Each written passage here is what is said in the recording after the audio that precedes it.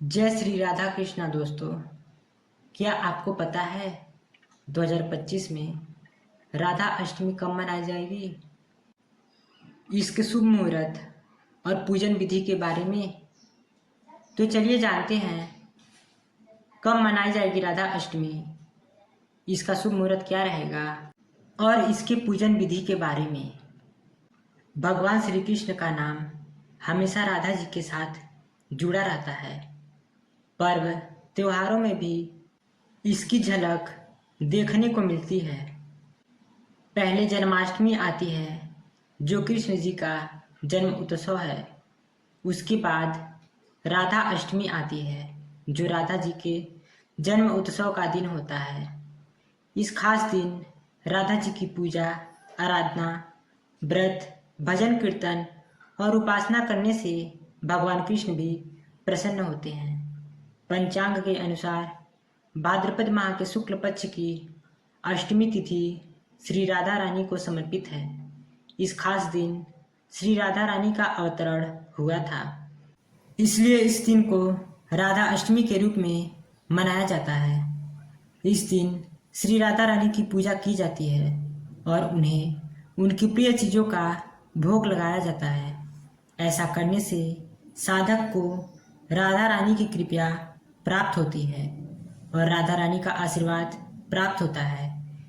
इस बार राधा अष्टमी का पर्व 31 अगस्त 2025 रविवार को मनाया जाएगा। हिंदू पंचांग के अनुसार राधा अष्टमी की अष्टमी तिथि 30 अगस्त की रात 10:46 से लेकर 1 सितंबर की अर्धरात्रि 12:57 तक रहेगी। राधा अष्टमी पर पूजन का मुहूर्त सुबह 11:05 से लेकर दोपहर 1:38 तक रहेगा। तो चलिए जानते हैं राधा अष्टमी की पूजन विधि। राधा अष्टमी के दिन राधा जी की सेवा करना बहुत महत्वपूर्ण माना जाता है। इस दिन सुबह स्नान करके तांबे के पात्र में राधा जी की मूर्ति स्थापित करें। इसके बाद चौकी पर राधा जी की मूर्ति या तस्वीर स्थापित करें। फिर राधा जी का पूरा श्रृंगार करें, चुनरी पहनाएं, माला डालें, तिलक लगाएं और फूल धूप भी अर्पित करें।